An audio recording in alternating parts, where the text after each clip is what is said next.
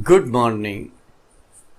मैं डॉक्टर आशुतोष द्विवेदी आपका स्वागत करता हूं इस चैनल पर। हम लोग प्रतियोगी परीक्षाओं की तैयारी के विषय में चर्चा कर रहे थे, जिसमें मुख्य रूप से हम लोग देख रहे थे सिविल सर्विसेज को।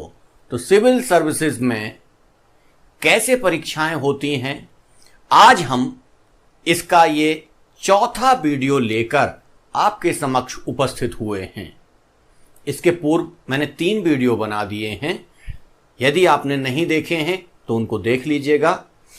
चलिए आइए देखते हैं कि सबसे पहले जो पहला द्वार होता है या पहली स्थिति होती है या पहला चरण होता है, उसको कहते हैं प्रारंभिक परीक्षा। सिविल सर्विसेज की जो प्रारंभिक परीक्षा होती है वो पहला द्वार होता है, मुख्य परीक्षा दूसरा द्वार होता है और इंटरव्यू तीसरा द्वार यानी साक्षात्कार तीसरा द्वार होता है। इन तीनों द्वारों में आपको एक ही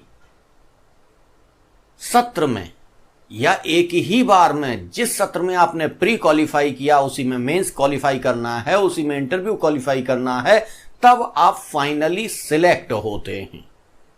अब आज हम लोग जो चर्चा करने वाले हैं वो प्रारंभिक परीक्षा के बारे में चर्चा करने वाले हैं कि प्रारंभिक परीक्षा किस तरीके की होती है। तो आप समझ लीजिए कि प्रारंभिक परीक्षा वस्तुनिष्ठ प्रकार के प्रश्नों की होती है, यानी कि ऑब्जेक्टिव टाइप क्वेश्चंस की होती है। ऑब्जेक्टिव टाइप क्वेश्चन इसमें परीक्षा में होते हैं और इस परीक्षा में 2 प्रश्न पत्र होते हैं। पहला सामान्य अध्ययन, जिसको हम लोग कहते हैं सामान्य अध्ययन, और दूसरा अभिरुचि कह सकते हैं या तर्क शक्ति कह सकते हैं या विशेष योग्यता कह सकते हैं। तो इस तरीके से ये 2 भागों में विभाजित होती है और इन 2 भागों में क्या क्या चीजें पूछी जाती हैं। प्रश्न पत्र 1 में कौन कौन से टॉपिक टच किए जाते हैं उनको आइए हम लोग देख लेते हैं। सबसे पहले इसमें अंतर्राष्ट्रीय और राष्ट्रीय घटनाओं को रखा जाता है। सबसे पहले प्रथम प्रश्न पत्र में राष्ट्रीय और अंतर्राष्ट्रीय घटनाओं को रखा जाता है। फिर इसमें भारतीय इतिहास को रखा जाता है, भारतीय भूगोल को रखा जाता है और भारतीय भूगोल के साथ साथ कुछ विश्व भूगोल का पार्ट भी इसमें होता है। विश्व भूगोल की, आर्थिक भूगोल की चर्चा हम इस पर बहुत स्पष्ट रूप से करते हैं और अन्य चीजें भी इसमें विश्व भूगोल से ली जाती हैं, जिनको हम क्रमशः आपको बताते हुए चलेंगे।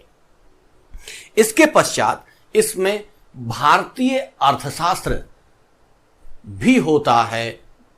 इंडियन इकोनॉमी क्या है, कैसे चली, किस स्थिति में है और इकोनॉमी में क्या क्या चीजें होती हैं, वो सारी चीजें आपको यहां पर अध्ययन करनी पड़ती हैं। इसमें अगला जो टॉपिक होता है उसको कहते हैं राजनीति या कॉन्स्टिट्यूशन। ठीक है, अब लगातार लोग राजनीति को कॉन्स्टिट्यूशन से जोड़ने का प्रयास करते हैं, लेकिन नहीं, कॉन्स्टिट्यूशन अलग है, राजनीति अलग है। राजनीति से संबंधित कुछ प्रश्न अवश्य होते हैं, लेकिन वो राष्ट्रीय घटना चक्र में आते हैं। यहां पर क्या होता है, संविधान होता है, यानी भारतीय संविधान से संबंधित बारीक से बारीक प्रश्न आपको यहां पर देखने को मिलते हैं। ठीक है, इसके बाद भारतीय राजनीति, यानी कि राजनीति में क्या हो रहा है, पहले राजनीति में क्या हुआ, फिर राजनीति में, तो ये एक अलग टॉपिक के रूप में आता है। संविधान एक अलग टॉपिक के रूप में आता है। ठीक है, इसके पश्चात आपके सिलेबस में आता है विज्ञान। विज्ञान हाई स्कूल स्तर तक के समस्त विज्ञान, यानी कि इसमें फिजिक्स, केमिस्ट्री, जूलॉजी, बॉटनी, सारी विज्ञान आती है। लेकिन होती वो हाई स्कूल स्तर तक की ही है। कई बार मैंने परीक्षार्थियों को कहते सुना है, कहते हैं हाई स्कूल तक की विज्ञान आती है, लेकिन ये विज्ञान तो बहुत हैवी स्तर की आती है, ये बीएससी लेवल की आती है। ऐसा नहीं होता है। आप एनसीईआरटी की पुस्तक पढ़िए, एनसीईआरटी की पुस्तक में से हर लाइन में से एक क्वेश्चन बनता है और उस क्वेश्चन का तात्पर्य भी निकाला जाता है। यदि एनसीईआरटी की पुस्तकें आपने ठीक से पढ़ी हैं तो क्वेश्चन उसके बाहर नहीं ही जाता है। तो निश्चित तौर से हाई स्कूल स्तर तक की जो सिलेबस है, फिजिक्स, केमिस्ट्री, जूलॉजी, बॉटनी और मानव से संबंधित रोग, ये सारी चीजें उसके अंतर्गत आपसे पूछी जाएंगी और वो आपको तैयार करनी पड़ेंगी।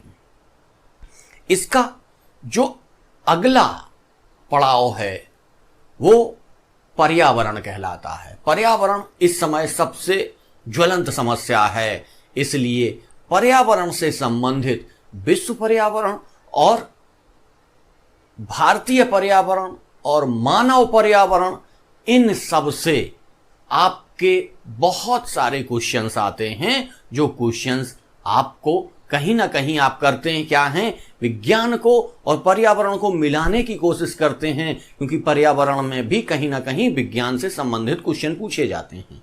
तो आप कंफ्यूज हो जाते हैं और आप कहने लगते हैं कि अब तो सारा का सारा पेपर ही साइंस बैकग्राउंड के लिए आने लगा है, साइंस के इतने सारे क्वेश्चन पूछे जा रहे हैं।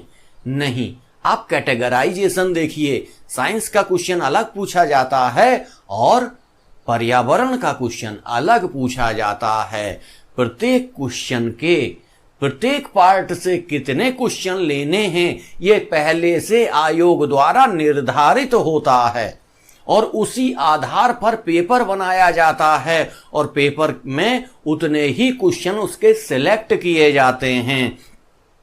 प्रत्येक सब्जेक्ट के अधिकतम क्वेश्चन और न्यूनतम क्वेश्चन निर्धारित होते हैं। कई बार ऐसा होता है कि अधिकतम क्वेश्चन पूछ लिए गए हैं तो आपको लगा ज्यादा क्वेश्चन पूछ लिए गए हैं, लेकिन अगले बार वो न्यूनतम भी हो सकते हैं, दूसरे पार्ट के अधिकतम भी हो सकते हैं। इसलिए आपको प्रत्येक पार्ट पर ध्यान देना आवश्यक होता है, प्रत्येक पार्ट पर आपकी पकड़ होनी आवश्यक होती है। ये तो हुआ प्रथम प्रश्न पत्र का सिलेबस। इस सिलेबस के आधार पर ही आपको पहला प्रश्न पत्र तैयार करना है। प्रश्न पत्र में क्वेश्चन किस प्रकार के आएंगे, कैसे आएंगे, इनका डिस्कशन अभी होगा, अभी हम उस पर डिस्कस करेंगे। पहले हम लोग देख लेते हैं कि द्वितीय जो प्रश्न पत्र होता है, दूसरा प्रश्न पत्र होता है, उसमें कहां से क्वेश्चन पूछे जाते हैं और किस तरीके के क्वेश्चन आते हैं। इसमें मूलतः तर्क शक्ति के क्वेश्चन पूछे जाते हैं, यानी कि लॉजिक के क्वेश्चन पूछे जाते हैं। ठीक है, तो तर्क शक्ति, लॉजिक, मानसिक योग्यता, तर्क शक्ति अलग है, मानसिक योग्यता अलग है। तो तर्क कभी कभी क्वेश्चन लगभग सेम पैटर्न के हो जाते हैं तो आपको लगता है कि अरे एक ही उससे काफी क्वेश्चन आ रहे हैं, लेकिन नहीं। तर्क शक्ति, मानसिक योग्यता और विश्लेषणात्मक क्षमता, आपकी विश्लेषणात्मक क्षमता क्या है, इससे भी संबंधित क्वेश्चन आपसे पूछे जाते हैं, आपसे विश्लेषण चीजों का करवाया जाता है। और इसमें समस्या निवारण से संबंधित क्वेश्चन भी पूछे जाते हैं। यह आपका द्वितीय, जो आपका दूसरा प्रश्न पत्र है, उसके सिलेबस है। इसके पश्चात हम लोग देख लेते हैं कि जो आपका ऑब्जेक्टिव टाइप होता है, इसमें सीधा है कि आपसे एक क्वेश्चन पूछा जाता है, उसके 4 ऑप्शंस दिए जाते हैं, उन 4 में से एक ऑप्शन सही होता है, 3 ऑप्शन गलत होते हैं। कंफर्म 3 वो गलत होते हैं, एक ही ऑप्शन सही होता है। यानी कि क्वेश्चन आपसे पूछा गया, उसके बाद ABCD करके 4 ऑप्शन दिए गए, उन 4 में से 3 ऑप्शन गलत हैं, एक ही ऑप्शन सही है। ठीक है, इस तरीके से ये होता है। अब हम लोग देख लेते हैं कि हम लोग चर्चा कर रहे हैं कि सिविल सेवा या प्रतियोगी परीक्षाओं को निकालने के लिए रणनीति क्या होनी चाहिए और उसी रणनीति के अंतर्गत आज हम लोग प्रारंभिक परीक्षा से संबंधित चर्चा कर रहे हैं। प्रारंभिक परीक्षा में अब देख लेते हैं कि वस्तुनिष्ठ प्रकार के प्रश्न पूछे जाते हैं। ये तो मैंने बता दिया आपको, आप सभी को पता है। आप कहेंगे कौन सी नई बात बता दी? जी हां, नई बात अब बताने जा रहा हूं कि ये जो वस्तुनिष्ठ प्रकार के प्रश्न होते हैं, इनको हल करने की रणनीति अलग अलग होती है, इनके प्रकार अलग अलग होते हैं। उसी रणनीति और उसी प्रकार से यदि आप हल करते हैं तभी आपके ज्यादा से ज्यादा क्वेश्चन सही हो पाते हैं। मैंने बहुत सारे स्टूडेंट्स को देखा कि वो क्या करते हैं, जल्दबाजी करते हैं। ये परीक्षा जल्दबाजी की नहीं होती है, ये आराम से परीक्षा देने की होती है, कूल माइंड से देने की होती है। तो ये याद रखिए कि बहुत हवड़ तवड़ में ये परीक्षा नहीं देनी है, नहीं आपके 5 से 10 क्वेश्चन अपने आप ही गलत हो जाते हैं। आपको आते हैं क्वेश्चन और वो गलत हो जाते हैं। ठीक है, चलिए इसमें हम लोग देख लेते हैं कि क्वेश्चंस का प्रकार कितने होते हैं। बहुविकल्पी क्वेश्चन जो होते हैं उनके 7 प्रकार होते हैं। कितने? 7 टाइप्स क्वेश्चन होते हैं। 7 प्रकार के क्वेश्चन होते हैं आपके पेपर में। और आप क्या सोचते हैं, बहुविकल्पी हैं, ऑब्जेक्टिव टाइप हैं, एक ही तरीके के हैं? ऐसा नहीं है। वो जो आपको पेपर मिलता है उसमें 7 प्रकार के क्वेश्चनों का वर्णन होता है, 7 प्रकार के क्वेश्चनों को उसमें वर्णित किया जाता है और इस आधार पर आपकी मानसिक योग्यता, आपकी तर्क शक्ति, इन सब का परीक्षण किया जाता है उस पेपर में। ठीक है, तो वो कौन किस प्रकार के होते हैं इसको हम लोग देख लेते हैं। पहला होता है क्वेश्चन बहुविकल्पी क्वेश्चन, यानी मल्टीपल चॉइस।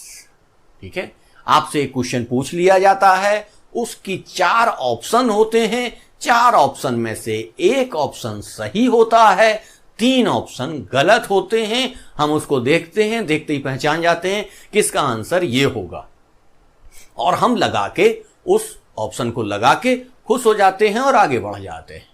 ठीक है, ये वो पहला प्रकार है 7 में से।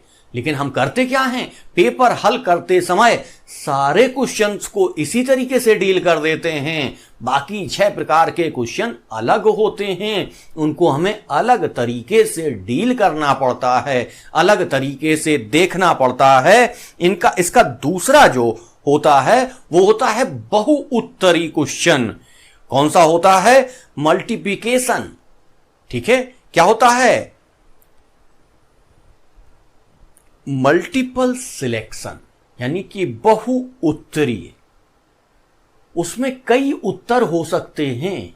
अभी हमने आपको बताया कि केवल एक ही आंसर सही है, लेकिन एक आंसर आपको ऐसा भी दिया जाएगा जिसमें कहा जाएगा ऑप्शन ए सही, ऑप्शन बी सही, ऑप्शन सी सही।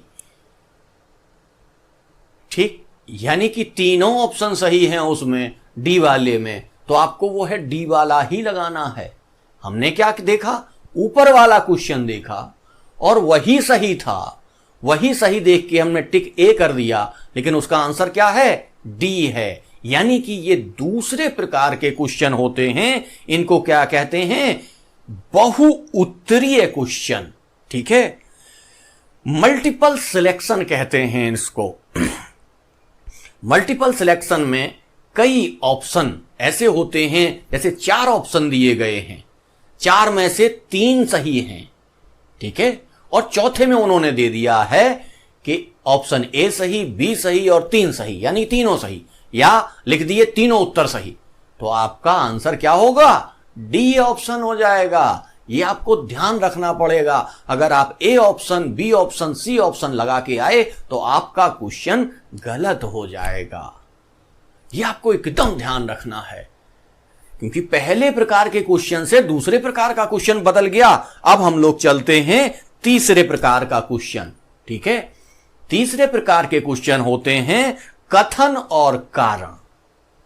कौन से? कथन और कारण। कथन और कारण को क्या कहते हैं? Assertion reason.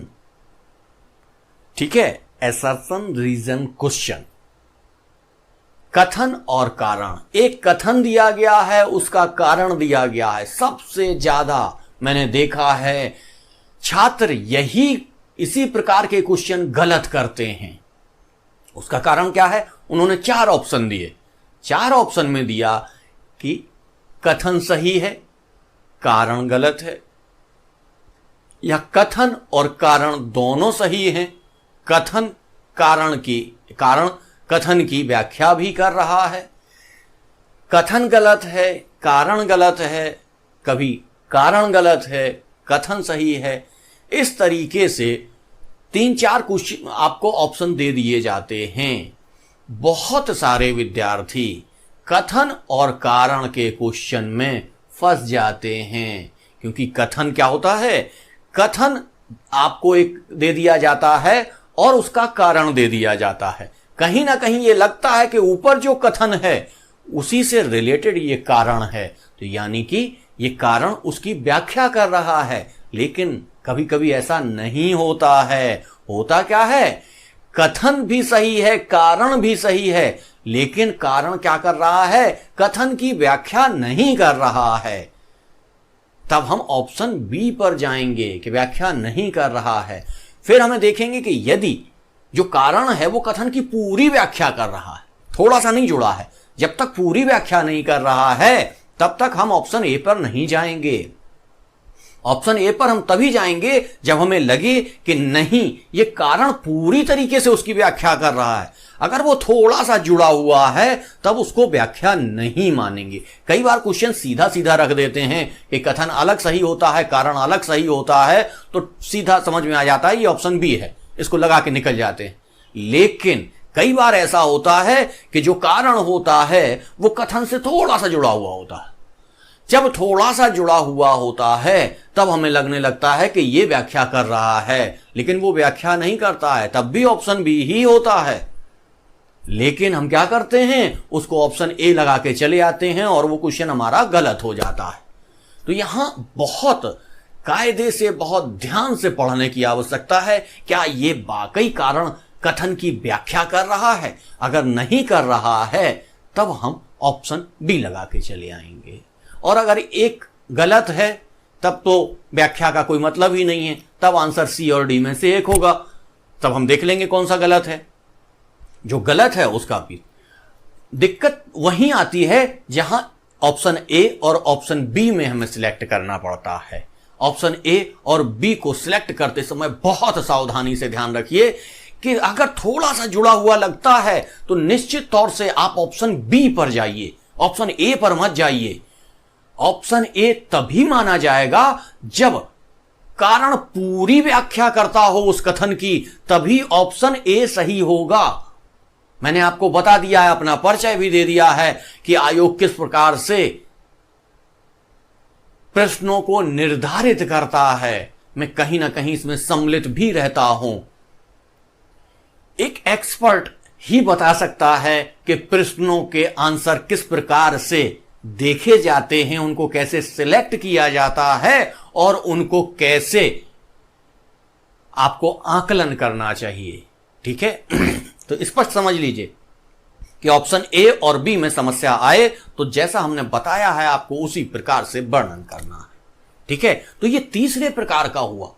हमने क्या किया था? कहा था objective type question. Objective type में 7 प्रकार हैं, ये तीसरे प्रकार का हम लोग चल रहे हैं। ठीक है, और लोग क्या समझते हैं ऑब्जेक्टिव टाइप? पहले प्रकार का ही सब मान के चले जाते हैं और वहां पर जाते हैं तो पेपर में उनका दिमाग खुल जाता है कि ये हो क्या रहा है। ठीक है, चलिए इस पर ज्यादा चर्चा नहीं करेंगे, सीधा चलते हैं चौथे प्रकार पर कि क्वेश्चन का चौथा प्रकार कौन सा होता है। इसको हम लोग कहते हैं काल क्रमानुसार विन्यास। क्या कहते हैं? काल क्रमानुसार विन्यास या क्रोनोलॉजिकल क्वेश्चन। क्या कहते हैं? Chronological question. यानी कि कालक्रम के हिसाब से आपको कुछ घटनाएं दे दी जाती हैं, उन घटनाओं को आपसे कहा जाता है कि इनको कालक्रम के अनुसार लगा दीजिए, या असेंडिंग उसमें या डिसेंडिंग ऑर्डर में। असेंडिंग ऑर्डर में भी लगा सकते हैं आप, डिसेंडिंग ऑर्डर में भी लगा सकते हैं। जो क्वेश्चन में पूछा जाए आपको उस हिसाब से लगाना है। ठीक है, कई बार ऐसा होता है कि हमको 4 घटनाएं पूछी गई हैं, 3 तो आ रही हैं, 1 नहीं आ रही है। वही सारी समस्या फंसा देती है और हमारा क्वेश्चन गलत हो जाता है। ठीक है, तो इस सब से बचने के लिए, इस सब से बचाव के लिए, जब आप हिस्ट्री पढ़ रहे हैं, जब आप और सारी चीजें पढ़ रहे हैं, तो कम से कम सन आपको दिमाग में रखना पड़ेगा कि यह घटना किस सन में हुई। अगर आप ध्यान रखने लगेंगे, एक चीज मैं आपको बता दूं, यदि आप कोई चीज लापरवाही से पढ़ते हैं वो आपको कभी याद नहीं होगी। क्योंकि मुझे याद है जब मोबाइल का जमाना नहीं था तो मेरे दिमाग में 100 से 200 फोन नंबर याद होते थे। मुझे आज भी याद है हमारे हॉस्टल का नंबर 60 32 68 होता था। मेरे घर का नंबर 5007 होता था। लेकिन जब से मोबाइल आ गया, जब से हम उसमें फीड करने लग गए, तब से हमें अपना नंबर भी याद नहीं रहता है। यदि कोई हमसे पूछ लेता है कि आपका नंबर क्या है, और अभी नंबर हमने नया नया लिया है, तो हमको देखना पड़ जाता है कि हमारा नंबर क्या है। क्यों?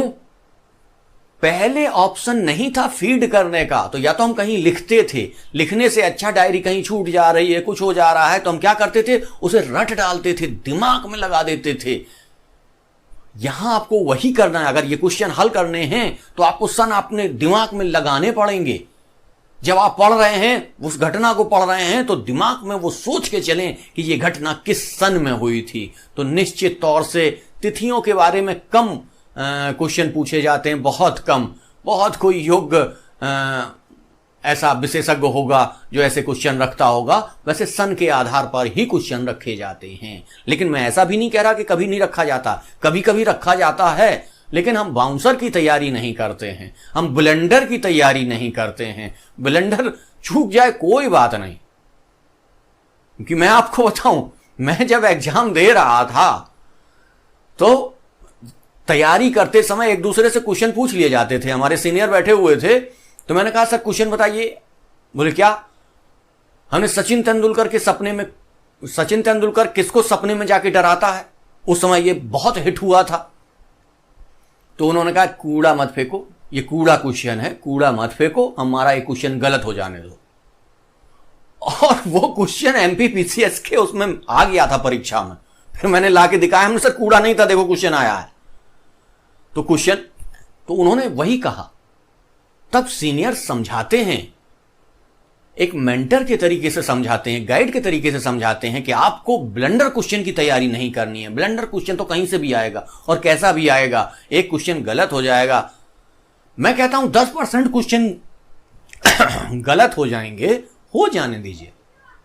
आप यदि 90% क्वेश्चन अटेम्प्ट करने के लिए गए हैं और उसमें से 70% क्वेश्चन भी अटेम्प्ट कर ले जा रहे हैं सही, तो आप पास हो जाएंगे। पास नहीं हो जाएंगे, टॉप करेंगे उस परीक्षा में। इसलिए ब्लंडर के लिए तैयारी मत कीजिए। मैंने देखा है बहुत सारे, लगभग 50% जो हमारे परीक्षार्थी हैं वो ब्लंडर की तैयारी करते हैं। वो ऐसे क्वेश्चन ही तैयार करते हैं कि हम दूसरे को फंसा दें, दूसरा आंसर ना कर पाए। ऐसे क्वेश्चन की तैयारी नहीं करनी है और ऐसे क्वेश्चन के चक्कर में भी मत पड़िए। जैसे आपकी बहुत अच्छी तैयारी है और एक व्यक्ति आया, आपसे ऐसा ब्लंडर क्वेश्चन पूछा, आप फ्रस्ट्रेट हो गए, आप डिमोरलाइज हो गए। ऐसा नहीं करना है। परीक्षा के दौरान इन सब चीजों से बचना भी है। ठीक है, चलिए अब हम लोग चलते हैं 5वें प्रकार का जो क्वेश्चन होता है, वो होता है सूची प्रकार का क्वेश्चन। एक सूची दी गई होती है, एक लिस्ट इस तरफ टांग दी गई होती है, एक लिस्ट इस तरफ टांग दी गई होती है, और उसमें कह दिया गया होता है कि इनका मिलान करिए। सूची यानी कि लिस्ट क्वेश्चन, इसको इंग्लिश में क्या कहते हैं? List question. सूची क्वेश्चन, सूची प्रकार का क्वेश्चन या लिस्ट टाइप क्वेश्चन। तो इन क्वेश्चंस को हमें क्या करना पड़ता है कि हम पहले क्वेश्चन पढ़ेंगे ठीक से, फिर उसके सामने की सूची ठीक से पढ़ेंगे, फिर उसको ठीक से मिलाएंगे। बहुत सारे लोग पढ़ ठीक लेते हैं लेकिन मिला गलत देते हैं और आंसर गलत हो जाता है। तो हमें क्या करना है? उस 2 घंटे में अपने आप को पूरी तरीके से एकाग्र कर देना है, पूरी तरीके से बाहर की दुनिया से कट जाना है। हमें यह नहीं देखना है कि परीक्षा हॉल में कौन व्यक्ति नकल कर रहा है, कौन किससे बात कर रहा है, कौन किसके पीछे बैठा है। हम एकदम भूल जाएंगे कि हम कहां बैठे हुए हैं। हमको केवल और केवल 100% अपने आंसर शीट और क्वेश्चन पेपर पर ध्यान रखना है। और अपनी जब आंसर हम लोग भर रहे हैं आंसर शीट, तब बहुत एकाग्र होकर भरना है। जैसे ही आप यहां वहां हुए, आपका क्वेश्चन गलत हो जाएगा। चलिए, अगला क्वेश्चन हमारा आता है युग्मिक क्वेश्चन। ठीक है, कौन सा क्वेश्चन? युग्मिक प्रश्न, या इसे कहेंगे पेयरिंग क्वेश्चन। पेयर बनाने पड़ते हैं आपको कि कौन सा पेयर किससे मिल रहा है। सूची भी आपको, सूची प्रकार और पेयर प्रकार अलग अलग होता है। कई लोग उसको मिक्सअप कर देते हैं, ऐसा मिक्सअप मत करिए, अलग प्रकार का वो क्वेश्चन होता है। इस तरीके से इस तरीके का ये क्वेश्चन पूछ लिया जाता है और इसको भी हल करने में बहुत ध्यान रखना पड़ता है। मैंने पहले ही वीडियो में अपने में बता दिया था कि परीक्षा योग्यता की नहीं, रणनीति की होती है। जिसकी रणनीति सफल वो सफल, योग्यता उतनी आवश्यक नहीं है। अगर आप बहुत योग्य हैं तो आप साइंटिस्ट बनिए, आप टीचर बनिए, आप रिसर्च करिए। लेकिन यदि आप एकाग्र हैं, आप रणनीति अच्छी बना लेते हैं, तब आप सिविल सर्विसेज में आइए, सिविल सर्विस में उतरिए और यहां पास होके दिखाइए। ठीक है। और ये छठवां प्रकार का जो क्वेश्चन होता है, इसको कहते हैं प्रेसी टाइप। क्या कहते हैं? प्रेसी टाइप क्वेश्चन या सार संक्षेपण प्रश्न। प्रेसी टाइप क्वेश्चन या सार संक्षेपण क्वेश्चन, इसको ज्यादा बताने की जरूरत नहीं है। सब लोग प्रेसी पढ़ के और उसके क्वेश्चन निकाल लेते हैं। ये आसान होते हैं और ये निकल भी जाते हैं। लेकिन पहले प्रकार के क्वेश्चनों में आपको बहुत ध्यान रखना। चलिए, अब इसकी रणनीति देख लेते हैं कि इसकी रणनीति किस प्रकार से बनाई जाती है और इसको कैसे हल किया जाता है। इस सारे पेपर को हल करने की पूरी पद्धति है। यदि उस पद्धति से नहीं चले तो आपके बहुत सारे क्वेश्चन गलत हो जाएंगे। लेकिन होता क्या है, पद्धति से बहुत कम लोग चलते हैं, तो उस भीड़ में बहुत सारे जो पद्धति से नहीं भी चलते हैं वो भी पास हो जाते हैं। लेकिन वो पास हो जाते हैं, एक बार पास हो गए, एक बार फेल हो गए, एक बार पास हो गए, इस तरीके से क्रम चलता है। लेकिन आप यदि पद्धति से चलेंगे तो आपका प्री कभी रुकेगा ही नहीं। प्री खट से पास करेंगे, मेंस की तैयारी करेंगे। प्री क्या है? केवल पास होना है इसमें। फिर मुख्य ही परीक्षा होती है और इंटरव्यू होता है, उनकी चर्चा हम लोग करेंगे। लेकिन चलिए देख लेते हैं कि किस तरीके से इस पर रणनीति बनाई जाती है। सबसे पहले इसका जो पहला सिद्धांत होता है उसको कहते हैं हम पहचान का सिद्धांत। पहला कौन सा सिद्धांत होता है? पहचान का सिद्धांत। इसमें हम क्या करते हैं, 4 ऑप्शंस में से एक सही ऑप्शन की क्या करते हैं, पहचान करते हैं। यानी पहचान के सिद्धांत का प्रयोग करके उस क्वेश्चन को हम लोग हल कर लेते हैं। कौन से क्वेश्चन को? बहुविकल्पी मल्टीपल चॉइस क्वेश्चन को हम लोग हल कर लेते हैं। ठीक है। लेकिन इसमें दूसरा जो नियम लगता है उसको कहते हैं निरस्तीकरण का नियम। निरस्तीकरण का नियम यानी कि जो चीज हमको सीधे देखने से नहीं आ रही है, तब हम उसको कैसे निकालेंगे? तब हम देखते जाएंगे। पहला ऑप्शन पढ़ेंगे, ऑप्शन पढ़ा, ऑप्शन में पूछा गया है कि प्लासी का युद्ध कब हुआ था। डेट दी है 1944। अब 1944 में तो प्लासी का युद्ध हुआ ही नहीं, हमें पता है। तो हमने क्या किया, निरस्त कर दिया, उस क्वेश्चन को काट दिया कि यह गलत है। फिर दूसरे ऑप्शन पर आए। दूसरे ऑप्शन में लिखा हुआ है कि महात्मा गांधी 1950 में भारत आए। ठीक है। अब 15 और 50 में अंतर कर दिया, उसने 15 की जगह 50 कर दिया। आपने जल्दबाजी में क्वेश्चन पढ़ा, बोले अरे यही सही है, यही सही है, लगा के चले गए। जबकि वो लिखा क्या है, 50 लिखा है 50 में। 50 से पहले तो वो खत्म हो गए थे, भारत आएंगे कैसे वो? ठीक है।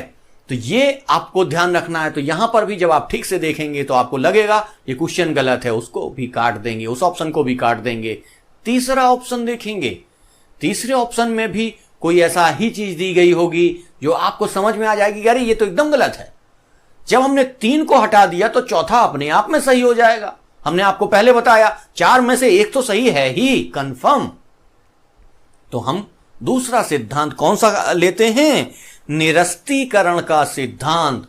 क्वेश्चन पढ़ने के बाद एक एक करके हम उसको निरस्त करते चले जाते हैं, क्योंकि हमें अपने ज्ञान के आधार पर बहुत सारा ज्ञान होता है, उस आधार पर हम 3 आंसर निकाल लेते हैं कि ये गलत हैं, तो चौथा आंसर हमें अपने आप पता हो गया कि ये सही है। 3 जब गलत हो गए तो यही सही है, कंफर्म। ठीक है, पहले में हमने सीधा सीधा आंसर निकाल लिया था ये सही है, लेकिन दूसरे में हमें नेगेटिव स्थिति में जाना पड़ा और उस आधार पर, इस निरस्तीकरण के सिद्धांत के आधार पर हमने उस आंसर को निकाला। ठीक है, तीसरा जो हमारा सिद्धांत है उसको हम लोग कहते हैं ध्यानाकर्षण सिद्धांत। कौन सा सिद्धांत? ध्यानाकर्षण सिद्धांत, यानी ध्यान के आकर्षण का सिद्धांत। वो क्या कहता है? वो ये कहता है कि पूरा क्वेश्चन पढ़िए, ठीक से पढ़िए। जैसा कि हमने आपको बताया था कि एक क्वेश्चन पूछा गया जिसमें तीनों आंसर सही हैं, तो तीनों आंसर तो आप लिख नहीं सकते ये तीनों सही है, तो इसका मतलब चौथा आंसर ये जरूर होगा कि ऑब्जेक्टिव ए बी सी सही, तीनों सही। तब आपका आंसर क्या होगा? डी आंसर होगा। आपने क्या किया? बहुत जल्दी में उसको पढ़ा, बहुत जल्दी में पढ़ के किसी को ए समझ में आया सही है, किसी को बी समझ में आया सही है, किसी को सी समझ में आया सही है, और सब लगाते चले गए। और इसके बाद आके माथा पकड़ने, और बाप रे बाप क्या हो गया, ये मैंने क्या कर दिया। आपको आंसर आता था, अगर आप ठीक से वहां 2 सेकंड रुक जाते तो आपको पता था कि वो तीनों आंसर सही हैं और ये आंसर इसका होने वाला है, क्या है? डी आंसर होने वाला है। लेकिन आपने जल्दबाजी की वहां पे। तो मैं पहले ही कह रहा हूं, सिविल सर्विसेज की परीक्षा बड़े रिलैक्स मूड से देने की परीक्षा होती है। कई बार हम लोग एग्जाम देने जा रहे होते हैं, रात में यात्रा कर रहे होते हैं, कई बार ऐसा हुआ, वहां बच्चे मुझे पढ़ते हुए मिलते हैं, रात में यात्रा कर रहे हैं और पढ़ रहे हैं, और हम लोग उस समय मजाक किया करते थे कि इसका रोल नंबर नोट कर लो और आज एकदम क्लियर कर लो, इसका नहीं होगा। क्यों नहीं होगा? क्योंकि ये बड़े रिलैक्स मूड से देने की परीक्षा है, ये आपके संपूर्ण ज्ञान का परीक्षण होता है। यहां पर उस समय 2 मिनट में पढ़ के आप मान लीजिए वो 4 पन्ने, 10 पन्ने, 20 पन्ने पढ़ के आप 2 क्वेश्चन सही कर लेंगे, लेकिन वो 2 सही करने के चक्कर में आप अपने माइंड को चोक कर देंगे। माइंड आपका चोक हो जाएगा तो आपका विस्तार से नहीं चलेगा। इसलिए एक दिन पहले से रिलैक्स रहा जाता है कि माइंड एकदम कूल रहे। मुख्य परीक्षा में निश्चित तौर से पढ़ा जाता है कि वहां क्वेश्चन फंस जाते हैं, लेकिन प्री परीक्षा में ऐसा नहीं किया जाता है। तो ये हमेशा ध्यान रखिए कि पढ़ाई एक दिन पहले छोड़ देनी चाहिए। पढ़ाई एक दिन पहले छोड़ देनी चाहिए। आप अपना जो आपकी रणनीति है उसके आधार पे एक दिन पहले आपका सिलेबस कंप्लीट हो जाना चाहिए, और यदि नहीं हो रहा है तब भी छोड़ दीजिए, क्योंकि आपने साल भर में जो इतना सारा पढ़ा है उसको तो आप कर पाएंगे। छोटे से सिलेबस के करने के चक्कर में आप अपने बहुत सारे क्वेश्चन गलत कर लेंगे। इसलिए निश्चित तौर से, यानी 28 तारीख को परीक्षा है तो 27 तारीख को शाम को या रात में आप पढ़ना बंद कर दीजिए, रिलैक्स होकर सो जाइए। ठीक है? और 28 तारीख को आराम से परीक्षा दीजिए। यदि आपको परीक्षा देने कहीं दूर जाना है तब भी आप एक दिन पहले और एक दिन पहले परीक्षा की तैयारी बंद कर सकते हैं, क्योंकि हबड़ तबड़ में परीक्षा की तैयारी नहीं की जा सकती है। ठीक है, चलिए चलते हैं। ये जो ध्यानाकर्षण का सिद्धांत था, यानी ध्यान से अगर आप नहीं पढ़ेंगे क्वेश्चन को तो क्वेश्चन इतनी बारीकी से पूछे जाते हैं, इतने लेकुना उसमें लगाए जाते हैं कि आप थोड़ा सा भी चले तो आपका क्वेश्चन गलत हो जाएगा।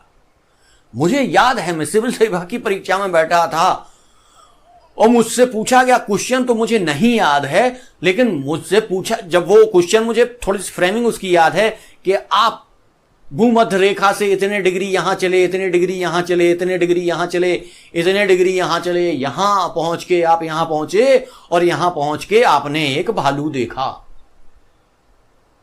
तो भालू का कलर बताइए। अब आप सोचिए, यानी कि वो क्या कह रहा था? डिग्रियां उसने गिनवा दी और डिग्रियां गिनवाने के बाद उन डिग्रियों पर चल चल के आप कहां पे पहुंच गए? आप पोल पे पहुंच गए। जब आप पोल पे पहुंच गए तो वहां के भालू का कलर क्या होता है? सफेद होता है। वो पोलर बियर के बारे में बात कर रहा है। आपको ज्ञान है पोलर बियर का। यदि वो क्वेश्चन रख दे कि पोलर बियर का कलर बताइए, सारे के सारे कर देंगे कि सफेद कलर का होता है पोलर बियर।